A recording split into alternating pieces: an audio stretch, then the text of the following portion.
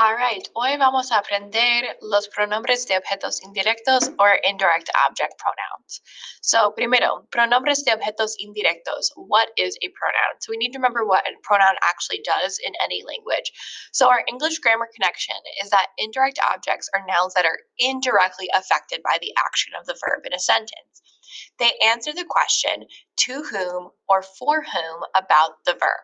So you want to look at the verb first and ask to whom or for whom is that action being done in order to identify your indirect object. Then we use indirect object pronouns to take the place of our indirect objects, okay? So we want to always make sure that we're looking for people because if you notice, to whom and for whom are both talking about people. So an indirect object is always going to be a person. So let's look at some examples to figure out how we can identify and replace these with indirect object pronouns. So mom gives the money to Jose. So we need to ask our questions either to whom or for whom does mom give the money? So to whom does she give the money?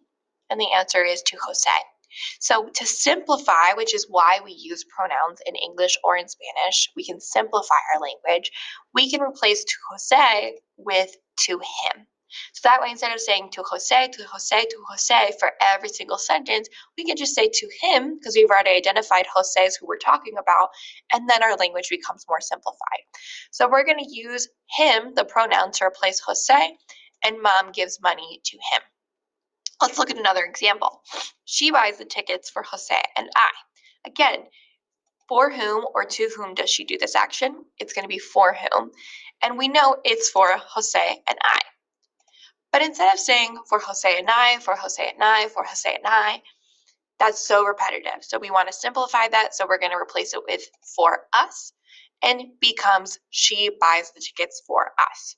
So now that we know what it looks like in English, we're going to see how we can move this over to Spanish. Okay, so just like when we did direct object pronouns, indirect object pronouns replace the indirect object nouns. And we'll get into that a little bit deeper as to how that's a little bit different for indirect versus direct. But first, let's go over what the actual pronouns are that are going to be replacing our indirect objects. So if it's being done to or for me, a or para mí, you're going to replace it with me. To or for you, a para ti, te. A or para él, ella, or usted, you're going to use le. A or para nosotros, we're going to use nos. A or para vosotros, we're going to use os. And remember, that's only used in Spain. And a or para ellos, ellas, or ustedes is going to be les.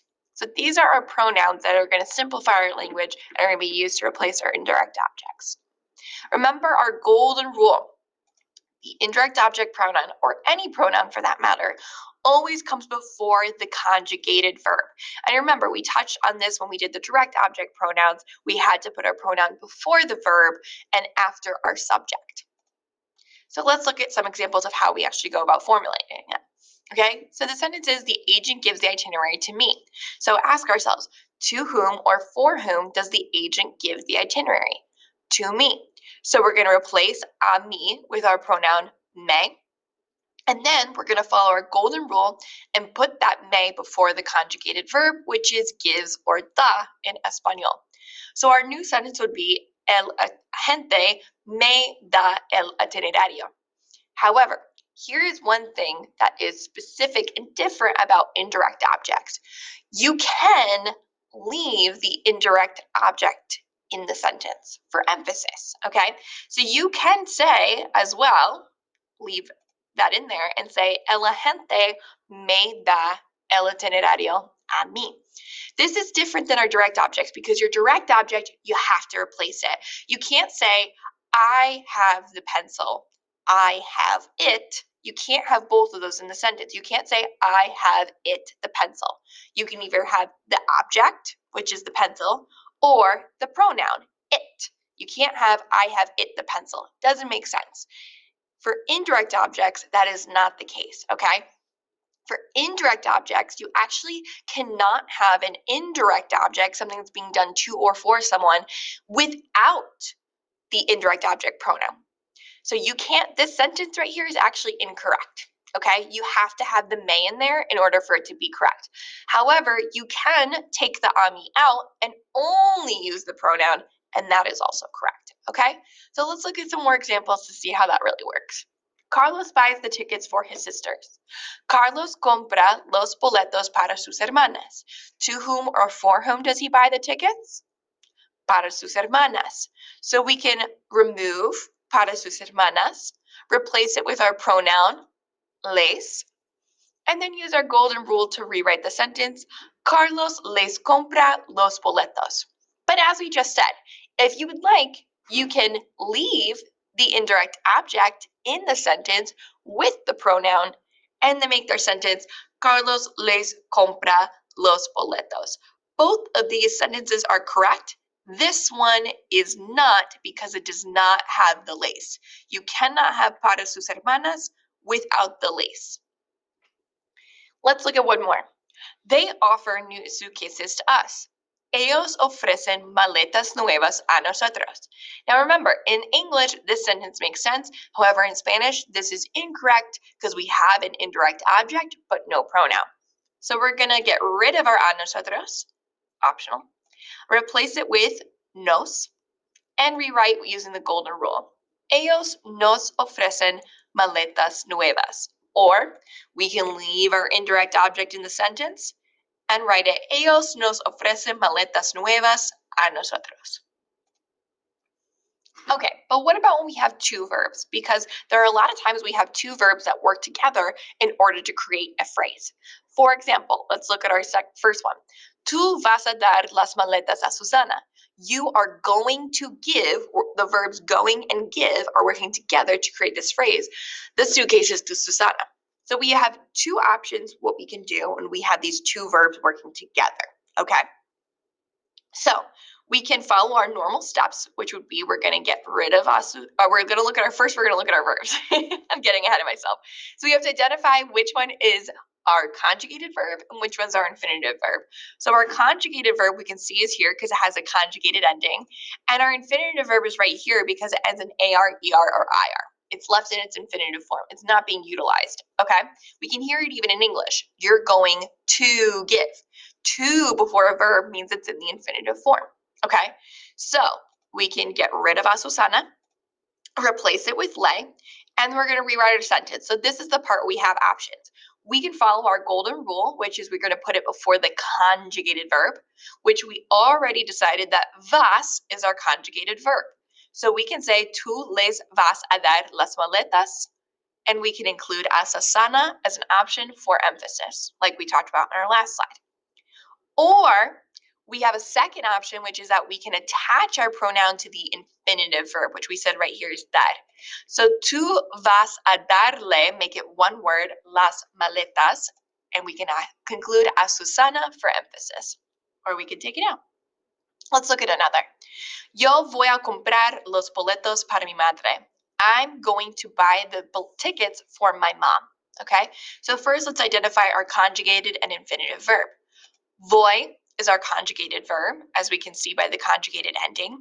And comprar, to buy, is in the infinitive form, as we see by the AR, ER, IR ending. Okay, so we can follow our golden rule and get rid of para mi madre, replace it with le, and put it before our conjugated verb, which would make our new sentence, yo le voy a comprar los boletos. We can also include para mi madre for emphasis, or we can leave it out. Or we can follow our second rule, which is we can attach it to our infinitive, which we said was comprar. So, yo voy a comprarle los boletos, or we can add in para mi madre for a little bit of emphasis. Let's look at one more.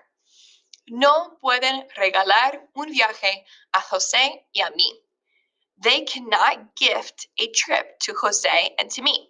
Okay, so this one we can see our conjugate verb is pueden, because it's conjugated right here. It's being used by the subject ellos, even though it's not being explicitly said. And then regalar is our infinitive verb as noted by the ending that's unconjugated.